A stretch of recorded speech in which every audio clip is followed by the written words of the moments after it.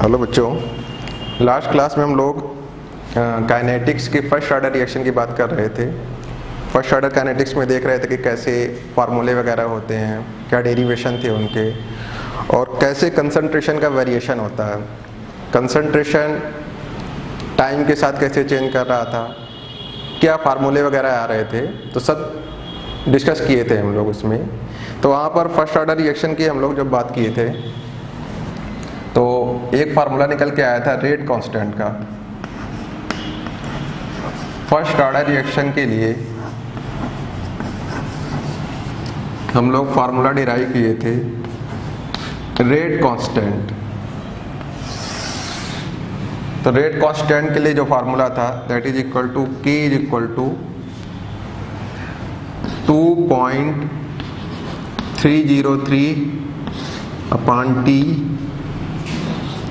log concentration of A naught upon concentration of A naught minus X। First order reaction के rate constant का जो formula था K is known as rate constant, K is equal to 2.303 upon T log concentration of A naught upon A naught minus X। इसको ऐसे भी लिख सकते हैं A naught माइनस एक्स क्या लिख रहे थे, कैपिटल A, या फिर यहां पर हम लोग इसको लिख सकते हैं 2.303 अपॉन T, इसको सेम ही रहा, into log concentration of A naught upon A naught minus x, इसको क्या लिखे थे हम लोग, concentration of A।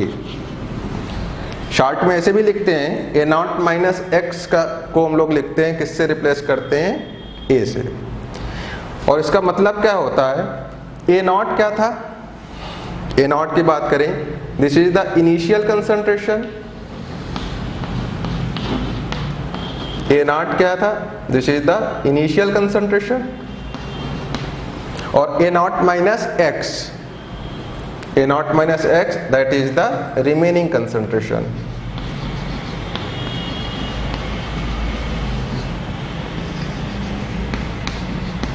This is the initial concentration, this is the remaining concentration। वही चीज यहां पर भी है, A naught is the initial concentration and A मतलब remaining concentration।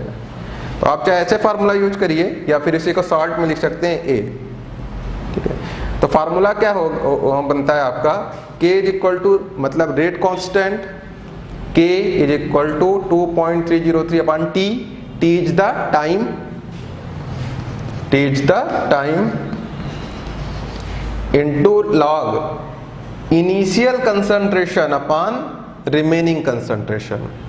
इस क्वांटिटी को जरूर ध्यान दीजिएगा, फार्मूले में लॉग के बाद क्या लिखते हैं, इनिशियल अपॉन रिमेनिंग, क्योंकि इसी फार्मूले का यूज करेंगे हम ज्यादातर क्वेश्चन में। फर्स्ट ऑर्डर रिएक्शन के ज्यादातर क्वेश्चन में इसी फार्मूले को यूज करना है। तो इसको आप समझिएगा, यहां पर जब हम वैल्यू रखेंगे तो जरूर ध्यान दीजिएगा, वैल्यू क्या रखेंगे, इनिशियल अपॉन रिमेनिंग। यहां पर जो बचा हुआ रिएक्टेंट का कंसंट्रेशन है, इनिशियल कंसंट्रेशन ऑफ ए का मतलब क्या था, रिएक्टेंट। रिएक्शन हमारी क्या थी, A से B। तो initial concentration of reactant upon remaining concentration किसका देखना है आपको रिएक्टेंट का, रिमेनिंग कंसंट्रेशन ऑफ रिएक्टेंट। क्योंकि रिमेनिंग क्या मतलब, बचेगा कौन, रिएक्टेंट ही तो बचेगा, प्रोडक्ट तो प्रोड्यूस होगा, ये रिमेनिंग थोड़ी होगा, ये तो प्रोड्यूस होके आएगा। तो रिमेनिंग कंसंट्रेशन मतलब किसका कंसंट्रेशन, रिएक्टेंट का। तो फार्मूले को ध्यान रखिएगा, फिर से याद रखिए इस फार्मूले को, सबसे ज्यादा यूज इसी फार्मूले का है, K is equal to 2.303 upon T log A naught upon A naught minus X। मतलब क्या है इसका, initial concentration of reactant upon remaining concentration of reactant. Value रख के सॉल्व कर लेंगे। तो ये रेट कांस्टेंट का फार्मूला था। और एक फार्मूला हम लोग और डिराइव किए थे, कि remaining concentration of reactant remaining concentration of reactant, इसकी value that is equal to A naught E power minus K T. Remaining concentration of reactant is equal to initial concentration of reactant into E power minus K T, K into T. K is the rate constant and T is the temperature. ये दोनों फार्मूले हम लोग last class में derive कर लिए थे कि रेट कांस्टेंट के फार्मूले क्या होते हैं। तो पहले ये फार्मूला आपको याद रखना है, बहुत इंपॉर्टेंट फार्मूला है, ठीक है। और दूसरा फार्मूला ये है, this is the remaining concentration of reactant is equal to K naught E power minus K T. तो इसका पूरा डेरिवेशन वगैरह भी हम लोग लास्ट क्लास में देखे थे। अब इसके आगे हम लोग प्रोसीड करते हैं, डिस्कस करते हैं, और भी एक दो फार्मूले और भी हैं। ये तो रेट कांस्टेंट की बात हो गई है। अब जीरो ऑर्डर रिएक्शन में एक टर्म बताए थे आपको, जीरो ऑर्डर रिएक्शन की बात करें तो जीरो ऑर्डर रिएक्शन में एक टर्म हम लोग डिफाइन किए थे, दैट इज हाफ लाइफ। तो जीरो ऑर्डर रिएक्शन के लिए हमने बताया था कि हाफ लाइफ क्या है। तो हाफ लाइफ की डेफिनेशन क्या थी जीरो ऑर्डर रिएक्शन में? अगर हम लोग बात करें तो वहां से देखिए उसकी हाफ लाइफ की डेफिनेशन क्या थी। हाफ लाइफ की जो डेफिनेशन जीरो ऑर्डर रिएक्शन में थी, ठीक है, डेफिनेशन बिल्कुल वही होगी जैसे वहां पर बताया गया था, वैसे यहां पर भी डिफाइन करना है। तो अगर हाफ लाइफ की बात करें,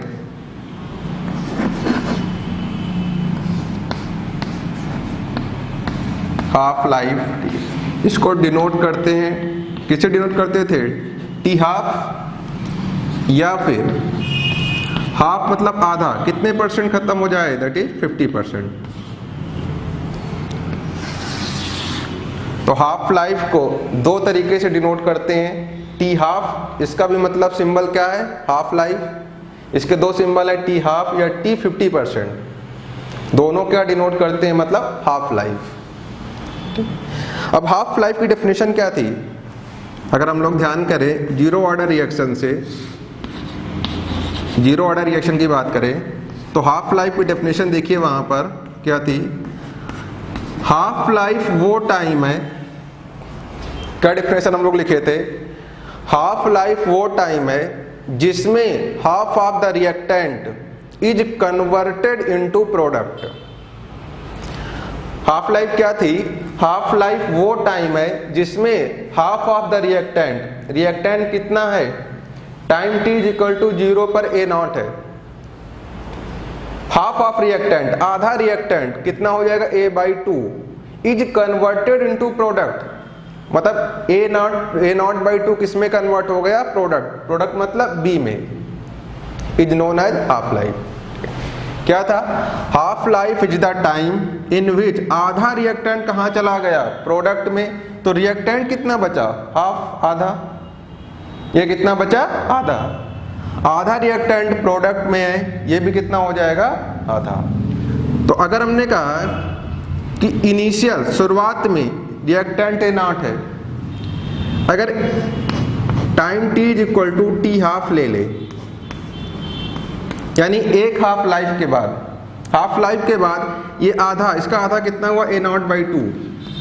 ए नॉट बाई 2 तो कहाँ क्या बन गया, product. A naught by 2 product बन गया, ये कितना बचेगा, आधा, that is equal to A naught by 2।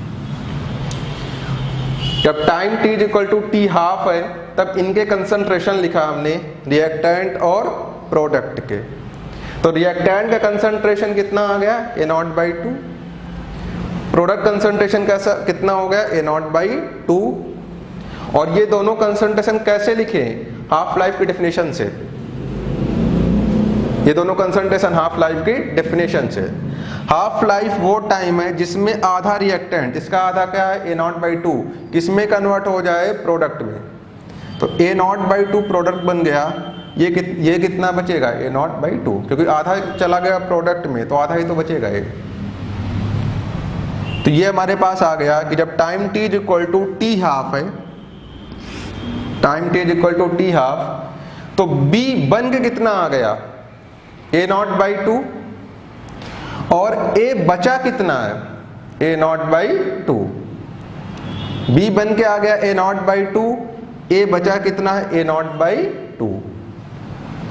देखिए आपको मेनली इस साइड जो रिएक्टेंट के कंसंट्रेशन है इस पे ध्यान देना है आपको, क्योंकि जो हम लोग फार्मूला यूज करते हैं, हमारे पास जो फार्मूला है रेट कांस्टेंट का, K is equal to 2.303 upon T log that is equal to A naught upon A, A naught upon A। तो यहां पर A नॉट क्या है, रिएक्टेंट का initial concentration. A not is the concentration of reactant और A क्या है, that is the remaining concentration of reactant. यानी दोनों कंसंट्रेशन किसकी बात कर रहे हैं, रिएक्टेंट की। हमारे फार्मूले में जो दोनों कंसंट्रेशन है किसके हैं, रिएक्टेंट के। प्रोडक्ट के कंसंट्रेशन से हमको ज्यादा मतलब नहीं है, फार्मूले में कहीं भी प्रोडक्ट कंसंट्रेशन नहीं यूज हो रहा। फार्मूले में यूज क्या हो रहा है, that is the reactant concentration. तो आपको इस साइड के जो कंसंट्रेशन है, इसके कंसंट्रेशन रिएक्टेंट के, इसको ध्यान देना है। तो अगर हम लोग time t is equal to T half की बात करें कि जब time t is equal to T half है तो रिएक्टेंट का कितना कंसंट्रेशन बचा, that is the remaining concentration of reactant. ये क्या था, time t is equal to 0 पर A नॉट मतलब इनिशियल कंसंट्रेशन, और time t is equal to T half पे बचा कितना, A नॉट बाई 2। तो ये क्या हो गया, A naught by 2 that is the remaining. और रिमेनिंग को किससे लिखते हैं, कंसंट्रेशन ऑफ A से। Remaining is the concentration of A। तो concentration of A is equal to A naught by 2। जरा इसको ध्यान दीजिएगा कि जब शुरुआत में time t is equal to 0 पर रिएक्टेंट कंसंट्रेशन A नॉट, उसका रिएक्शन आगे गई t is equal to T half पर, ये कितना बचा, A नॉट बाई 2। यानी this is the remaining concentration किसका है, A का। A मतलब रिएक्टेंट का, A मतलब रिएक्टेंट। तो this is the remaining concentration, A naught by 2 is the remaining concentration of reactant. तो इसीलिए यहाँ पे हमने लिखा A is equal to A naught by 2। बस अब ये वैल्यू उठा के इस फार्मूले का यूज करिए, इस फार्मूले में ये वैल्यू रख दीजिए। तो अगर इस फार्मूले में हम लोग वैल्यू पुट करें तो यहां से देखिए K is equal to 2.303 upon 2.303 upon T। T की जगह पर क्या लिखेंगे, T की जगह पर अब क्या रखेंगे, टी हाफ। कितने टाइम के बाद देख रहे हैं, टी हाफ। तो T की जगह पर आ जाएगा T half into log A not.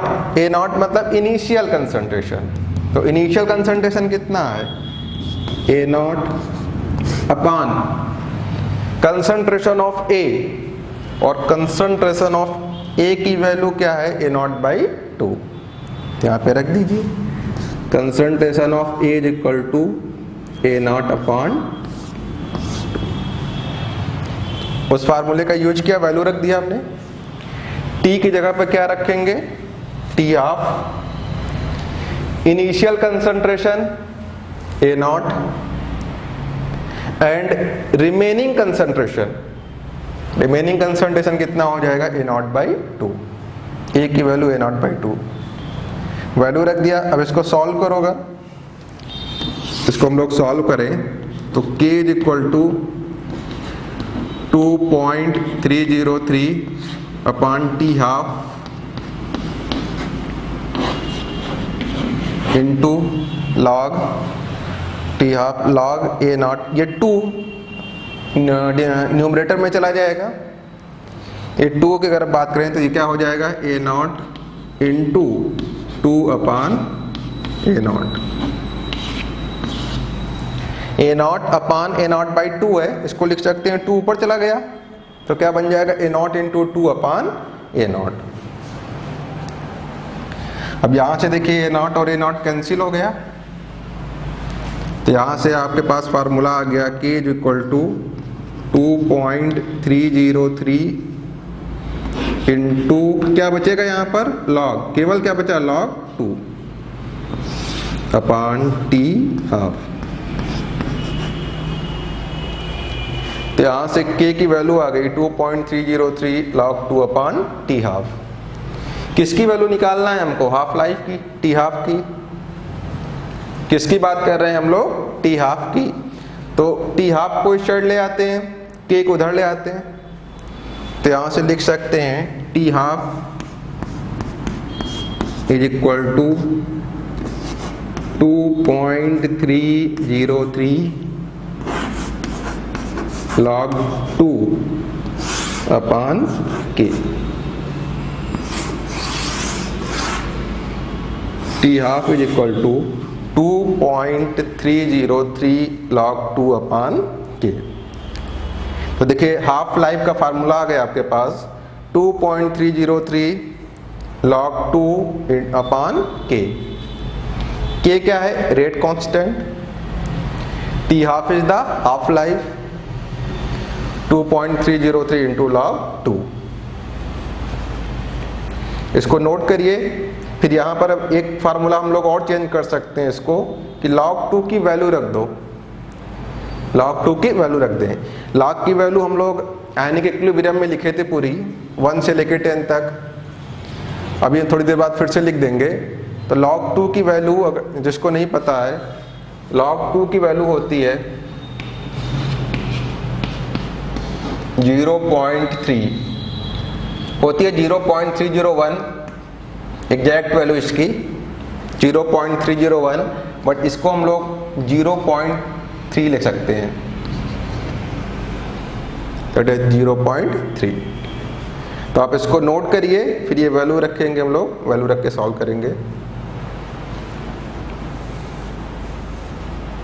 एक फार्मूला तो यही आ गया, T half is equal to 2.303 log 2 upon k, where k is the rate constant, k is a rate constant।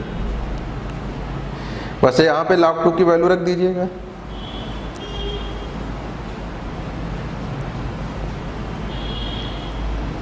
तो देखिए हाफ लाइफ क्या है, half life is the time in which half of आधा reactant किस में convert हो जाए, product में। आधा प्रोडक्ट में कन्वर्ट हो गया तो बचा कितना, आधा। तो यहाँ से कंसंट्रेशन लिख लिए, उसके बाद इस फार्मूले का यूज किए, सारी वैल्यू पुट कर दी। टी की जगह पर T half A, this is the initial concentration of reactant, reactant का initial concentration A naught upon A, this is the remaining concentration of reactant. किसका है, रिएक्टेंट, रिएक्टेंट का remaining concentration A naught by 2। Value put कर दिए, solve किए, यहां से ये फार्मूला आ गया, T half is equal to 2.303 log 2 by के।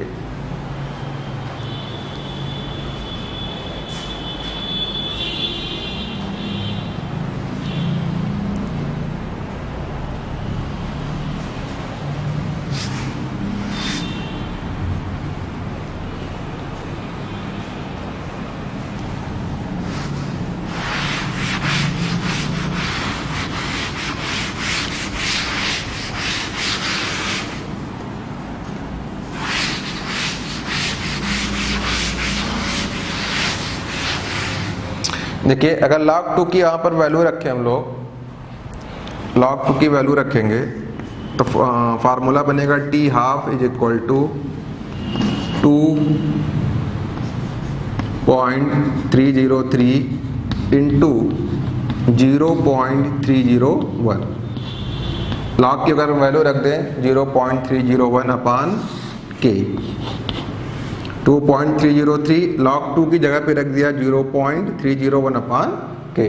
ठीक है, देखिए जब इसको मल्टीप्लाई करते हैं इसकी वैल्यू अप्रॉक्स वैल्यू आ जाती है 0.693, लगभग इसकी वैल्यू आती है 0.693। तो इन दोनों को जब मल्टीप्लाई करेंगे पूरा तो इसकी वैल्यू आ जाएगी 0.693 अपान के। तो यहाँ से T half is equal to, एक दूसरा फार्मूला आ गया, T half is equal to 0.693 upon K. T half is equal to 0.693 upon K. 0.693 किसकी वैल्यू है? 2.303 इंटू log 2 की, 2.303 इंटू log 2 की। इसकी जब log 2 की वैल्यू रख देंगे यहाँ पर, मल्टीप्लाई करने के बाद क्या आ जाता है 0.693 अपान के। तो आप इसको डायरेक्ट याद रख सकते हैं कि फर्स्ट ऑर्डर रिएक्शन के लिए तो हाफ लाइफ का फार्मूला है दैट इज 0.693 अपान के। तो आप डायरेक्ट इस फार्मूले का यूज कर सकते हैं। केवल रेट कांस्टेंट की वैल्यू गिवन हो, के की वैल्यू, फर्स्ट ऑर्डर रिएक्शन के लिए के की वैल्यू गिवन हो, आप क्या बता सकते हैं उसकी हाफ लाइफ, क्या बता देंगे उसकी हाफ लाइफ। अच्छा एक चीज यहां पर ध्यान दीजिए, देखिए के क्या है? रेट कांस्टेंट, के इज द रेट कांस्टेंट। और ये क्या, इसकी वैल्यू क्या कांस्टेंट रहती है एट कांस्टेंट टेम्परेचर। अगर टेम्परेचर चेंज नहीं करेंगे तो के की वैल्यू क्या है? कांस्टेंट है। इसका मतलब फर्स्ट ऑर्डर रिएक्शन की हाफ लाइफ क्या कांस्टेंट होगी हमेशा, क्योंकि ये तो कांस्टेंट ही है, के भी क्या है? कांस्टेंट, सब कांस्टेंट है, तो हाफ लाइफ भी क्या हो गई है? कांस्टेंट। यानी अगर हम कहें कि इनिशियल कंसंट्रेशन चेंज कर दें, रिएक्टेंट का इनिशियल कंसंट्रेशन यानी A0 की वैल्यू, रिएक्टेंट के लिए जैसे रिएक्शन जो थी हमारे पास A से B time t equal to 0 पर A0 और ये 0, हमने कहा रिएक्टेंट का इनिशियल कंसंट्रेशन चेंज कर दें, क्या हाफ लाइफ चेंज होगी? रिएक्टेंट का कंसंट्रेशन चेंज करते जाएं, हाफ लाइफ चेंज होगी? बिल्कुल चेंज नहीं होगी, क्योंकि हाफ लाइफ इनिशियल कंसंट्रेशन पर डिपेंड ही नहीं कर रही है। आप फर्स्ट ऑर्डर रिएक्शन के लिए इनिशियल कंसंट्रेशन 2 मोलर लो, मान लो इसकी कुछ हाफ लाइफ आई, उसको चेंज कर दो 4 मोलर कर दो, तब भी सेम हाफ लाइफ रहेगी, हाफ लाइफ इसकी सेम रहेगी। 6 मोलर कर दो, 8 मोलर कर दो, चेंज करते जाइए। इनिशियल कंसंट्रेशन चेंज करने से हाफ लाइफ चेंज नहीं होती है। तो बहुत इंपॉर्टेंट पॉइंट है, for first order reaction half life is independent of initial concentration, half life is independent of initial concentration. क्योंकि जीरो ऑर्डर रिएक्शन के ध्यान कीजिए, जीरो ऑर्डर रिएक्शन के लिए इंडिपेंडेंट नहीं थी। अगर जीरो ऑर्डर रिएक्शन की बात करें, जीरो ऑर्डर रिएक्शन तो उसकी हाफ लाइफ पहले हम लोग डिस्कस कर चुके हैं, वो आ रही थी A0 अपान 2K। जीरो ऑर्डर रिएक्शन के लिए जो हाफ लाइफ थी that is A0 upon 2K। ये तो कांस्टेंट है, क्योंकि के रेट कांस्टेंट, ये कांस्टेंट है, ये कांस्टेंट है, तो ये तो कांस्टेंट है। लेकिन अगर इनिशियल कंसंट्रेशन की वैल्यू चेंज करते जाओ, हाफ लाइफ चेंज होती जाएगी। यहाँ 2 मोलर लो, कुछ हाफ लाइफ अलग आएगी, 4 मोलर लो, हाफ लाइफ चेंज हो जाएगी, 6 मोलर कर दो, हाफ लाइफ चेंज हो जाएगी। यानी अगर A0 की वैल्यू चेंज करते जाओगे, हाफ लाइफ की वैल्यू भी क्या होगी? चेंज होगी। लेकिन यहां पर देखिए, दोनों को कंपेयर करिए, जीरो ऑर्डर रिएक्शन की हाफ लाइफ इनिशियल कंसंट्रेशन पर डिपेंड करती है, लेकिन फर्स्ट ऑर्डर रिएक्शन की half life initial concentration, A0 का टर्म कहीं भी नहीं आ रहा है यहाँ पर, तो इनिशियल कंसंट्रेशन पर डिपेंड नहीं करेगी, वो हमेशा कांस्टेंट रहेगी एट कांस्टेंट टेम्परेचर। टेम्परेचर हम लोग कांस्टेंट मान के ही चल रहे हैं, तो इसका मतलब हाफ लाइफ हमेशा क्या रहेगी? कांस्टेंट, क्योंकि के कांस्टेंट है, ये तो कांस्टेंट ही है, ये तो एक नंबर है, कांस्टेंट है, के कांस्टेंट है, तो हाफ लाइफ भी क्या रहेगी? कांस्टेंट। तो दोनों में डिफरेंस ध्यान दीजिएगा, जीरो ऑर्डर और फर्स्ट ऑर्डर रिएक्शन की। जैसे कहेंगे कि एग्जाम में क्वेश्चन दे देंगे, कहेंगे एक रिएक्शन है जिसकी हाफ लाइफ इनिशियल कंसंट्रेशन पे डिपेंड नहीं कर रही है, इसका मतलब तुरंत समझ में आ गया कि रिएक्शन कौन से ऑर्डर की होगी? फर्स्ट ऑर्डर की। फिर से सुनिएगा, एक रिएक्शन है जिसकी हाफ लाइफ इनिशियल कंसंट्रेशन पर डिपेंड नहीं कर रही है, इसका मतलब रिएक्शन पक्का कौन से ऑर्डर की होगी? फर्स्ट ऑर्डर की। लेकिन अगर क्वेश्चन में ये दे दें, एक रिएक्शन है जिसकी हाफ लाइफ इनिशियल कंसंट्रेशन पर डिपेंड कर रही है, इसका मतलब वो reaction zero order, reaction is zero order. और भी हो सकती है, अभी सेकेंड ऑर्डर थर्ड ऑर्डर में भी इनिशियल कंसंट्रेशन पर डिपेंड करती है, बट सिलेबस में हमारे जीरो और फर्स्ट ऑर्डर है। हमारे सिलेबस में हम लोग जीरो और फर्स्ट ऑर्डर की बात करेंगे। आगे भी हम वेरिएशन आपको बता देंगे हाफ लाइफ का, लेकिन हाँ, जीरो ऑर्डर रिएक्शन की जो हाफ लाइफ होती है वो इनिशियल कंसंट्रेशन के डायरेक्टली प्रोपोर्शनल होती है, बाकी किसी की भी नहीं होगी, डायरेक्टली प्रोपोर्शनल किसी की नहीं होगी। इनिशियल कंसंट्रेशन भी डिपेंड कर सकती है सेकेंड थर्ड फोर्थ ऑर्डर की, जो हमारे सिलेबस में नहीं है, लेकिन डायरेक्टली प्रोपोर्शनल नहीं होगी, कुछ अलग वेरिएशन होगा, उसका वेरिएशन अलग होगा। हम लोग बाद में देखेंगे उसको, थोड़ा बहुत उसका भी आइडिया देंगे कैसे उसका वेरिएशन होता है। लेकिन जीरो और फर्स्ट में एकदम क्लियर रखिएगा, जीरो ऑर्डर रिएक्शन की हाफ लाइफ इनिशियल कंसंट्रेशन पर डिपेंड करेगी, फर्स्ट ऑर्डर रिएक्शन की हाफ लाइफ इनिशियल कंसंट्रेशन पर डिपेंड नहीं करती है। तो ये बहुत इंपॉर्टेंट पॉइंट है, इसको नोट कर लीजिए। इस पॉइंट का वो लोग यूज करते हैं आपको रिएक्शन का ऑर्डर बताने के लिए। हमने पहले ही बोला था कि एग्जाम में रिएक्शन का ऑर्डर डायरेक्ट नहीं बताते आपसे कि रिएक्शन जीरो ऑर्डर की है या फर्स्ट ऑर्डर की, कुछ हेल्प देते हैं आपको, कुछ हेल्प देंगे, उन पॉइंट की हेल्प से हम लोग पहचानते हैं कि रिएक्शन का ऑर्डर क्या होगा। तो जैसे यहां पर हम लोग एक पॉइंट लिख सकते हैं कि for first order reaction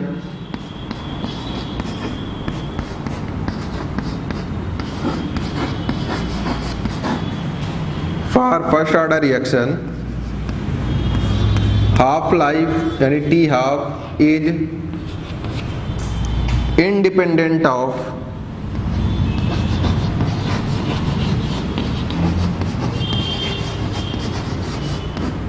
half life T half is independent of initial concentration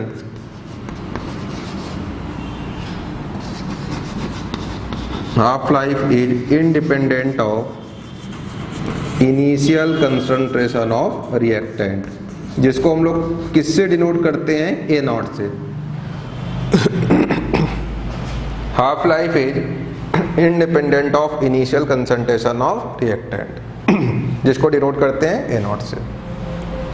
तो फर्स्ट ऑर्डर रिएक्शन की हाफ लाइफ इनिशियल कंसंट्रेशन से इंडिपेंडेंट होती है।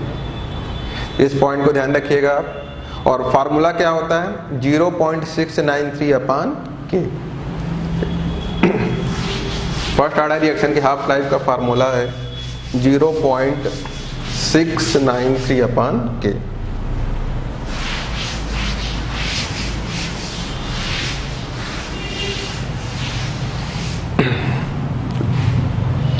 अच्छा, एक फार्मूला जो यहां पर था पहले वाला, that is equal to T half is equal to 2.303 into log 2 upon K. ये फार्मूला आया था, फिर log 2 की वैल्यू रखे थे, वहां से ये सॉल्व किए थे। अच्छा, इस फार्मूले को एक टाइप में और लिख सकते हैं हम लोग। एक फार्मूला हमने आपको बताया था कि अगर ln x है, ln x है, इसको log में लिखना है, ln को log में ले जाना है, तो फार्मूला क्या था, ln x is equal to 2.303 into log x। ln और log में डिफरेंस ये होता है कि अगर ln को log में कन्वर्ट करना है, ln को log में कन्वर्ट करना है, तो किस फैक्टर से मल्टीप्लाई कर दो, 2.303 से। किससे मल्टीप्लाई कर दें, 2.303 से। तो ये फार्मूला हमने पिछली क्लास में लिखवाया था, ln x is equal to 2.303 into log x।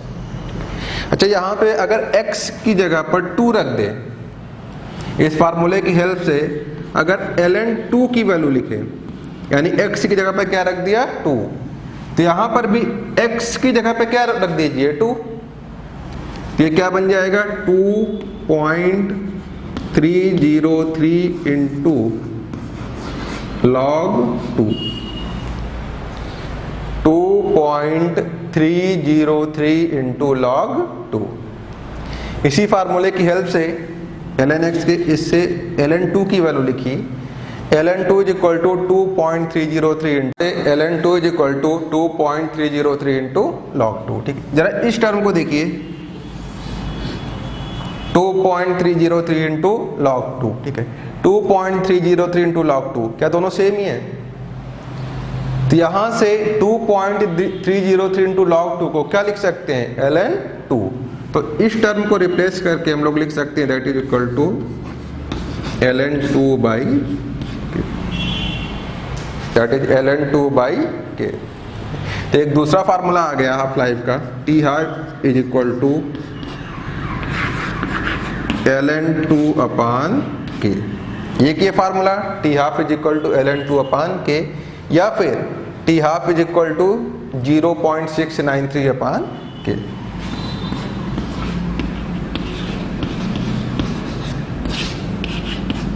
तो टी हाफ लाइफ के दोनों फार्मूले में से कोई यूज करिए। एक्चुअली ln2 की वैल्यू ही होती है 0.693।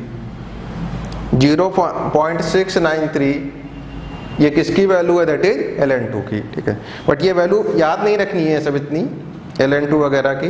log की वैल्यू हमको याद रखनी होती है, बट ln की वैल्यू log याद नहीं रखना है आपको। तो यहाँ से हम लोग मल्टीप्लाई वगैरह जब करके देखेंगे तो ये जो रिजल्ट आता है दैट इज 0.693 एक्चुअली ln2 की ही वैल्यू है। ln2 की वैल्यू होती है 0.693। तो आप कोई भी यूज कर सकते हैं। एक्चुअली अलग अलग क्वेश्चन में दोनों फार्मूलों में से देखना पड़ता है कि कौन सा फार्मूला आसान होगा।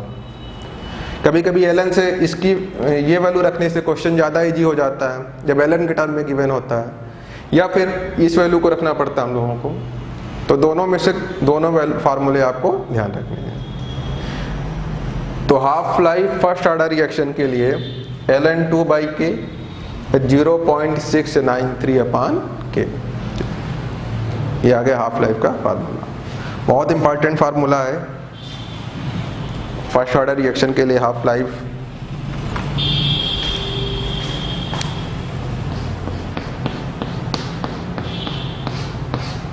ध्यान रखना है आपको, half life for first order reaction.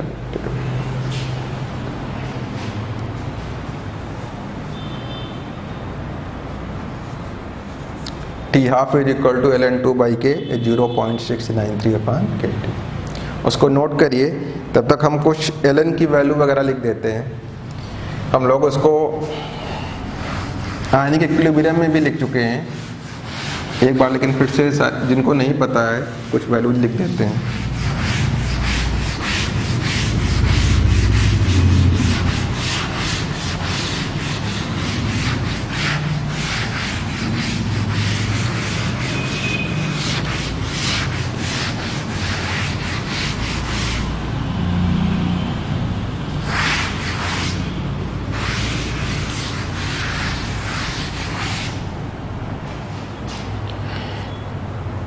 चलो, जैसे log की अगर वैल्यू की बात करें तो log 1 की वैल्यू होती है 0। log 1 is equal to 0। log 2 इसकी वैल्यू है 0.301। ठीक है, बट आपको याद रखना है केवल 0.3, अप्रॉक्स वैल्यू याद रखनी है दैट इज 0.3। ये वैल्यू आपको सारी याद रखनी है। log 1 0, log 2 0.3, log 3 की वैल्यू दैट इज 0.4771 ये वैल्यू होती है, बट आप इसको अप्रॉक्स कैलकुलेशन में 0.48 भी यूज कर सकते हैं। 0.48 log 3 है। log 4 इसकी वैल्यू होती है 0.6। log 5 की value 0.7। log 6 that is 0.78। log 7 0.845 ये एग्जैक्ट होती है, बट आप इसको 0.85 भी यूज कर सकते हैं। 845 है, 5 को हटा दीजिए, 1 ऐड कर दीजिए, यहाँ पर क्या बन जाएगा 0.85। तो log 7 को हम लोग यूज कर सकते हैं 0.85। log 8 की वैल्यू होती है 0.9 और इस साइड लिख देते हैं log 9 that is equal to 0.96 and log 10 log 10 that is equal to 1।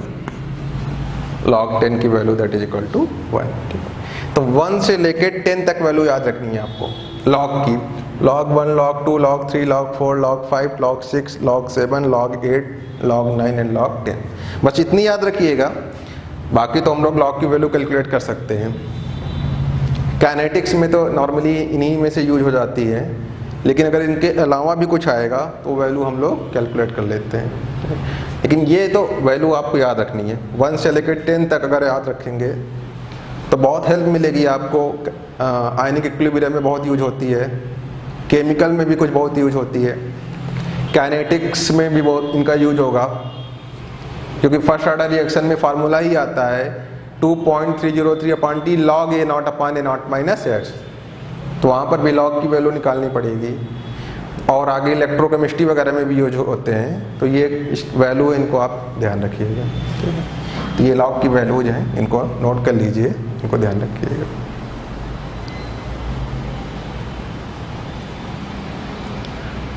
तो फर्स्ट ऑर्डर रिएक्शन की हाफ लाइफ, इसको ध्यान रखिएगा, इसका फार्मूला क्या होता है। और ये log की कुछ वैल्यूज हैं, इनको ध्यान रखना है हम लोगों को कि इनके फार्मूले क्या होते हैं। तो देखिए फर्स्ट ऑर्डर रिएक्शन के जो मेन फार्मूले हैं यही सारे हैं। एक तो रेट कांस्टेंट का फार्मूला है, फर्स्ट ऑर्डर रिएक्शन के लिए रेट कांस्टेंट का फार्मूला।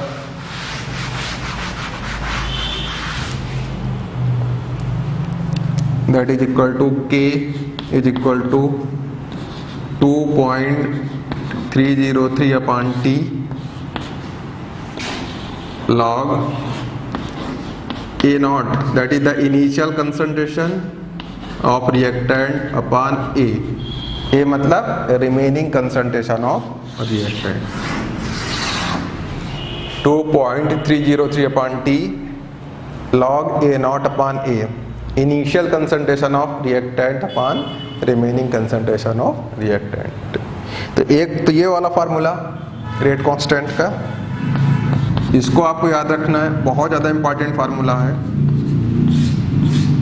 फर्स्ट ऑर्डर रिएक्शन के लगभग सारे क्वेश्चन इसी से सॉल्व हो जाते हैं। फर्स्ट ऑर्डर रिएक्शन के लगभग सारे क्वेश्चन इसी फार्मूले से सॉल्व हो जाएंगे आपके, तो आपको इसको ध्यान रखना है। और दूसरा हाफ लाइफ का ये formula T half is equal to ln2/K, या फिर ln2 की ही वैल्यू होती है 0.693/K, where K is the rate constant. ये दो फार्मूले याद रखिए। तो हाफ फर्स्ट ऑर्डर रिएक्शन के लगभग आपके मैक्सिमम क्वेश्चन इनसे सॉल्व हो जाएंगे।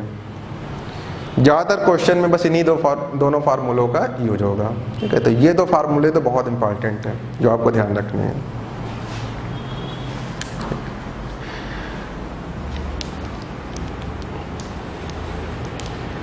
चलिए, इसके बाद थोड़ा सा रिवाइज कर लीजिएगा फर्स्ट ऑर्डर रिएक्शन को, जो डेरिवेशन वगैरह करवाए थे हम लोग, रेट वगैरह जो लिखे थे,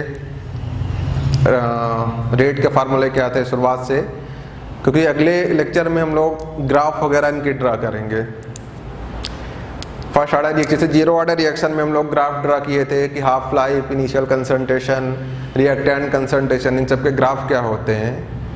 तो अगले लेक्चर में हम लोग फर्स्ट ऑर्डर रिएक्शन के ग्राफ ड्रा करेंगे। ठीक है, तो एक बात थोड़े से फार्मूले रिवाइज कर लीजिएगा, उनकी हेल्प, उन्हीं का यूज करेंगे, उनकी हेल्प से हम लोग ग्राफ ड्रा करेंगे। तो आज के लिए इतना ही रखते हैं, इसके बाद बात करेंगे हम लोग अगले लेक्चर के। Okay, thank you.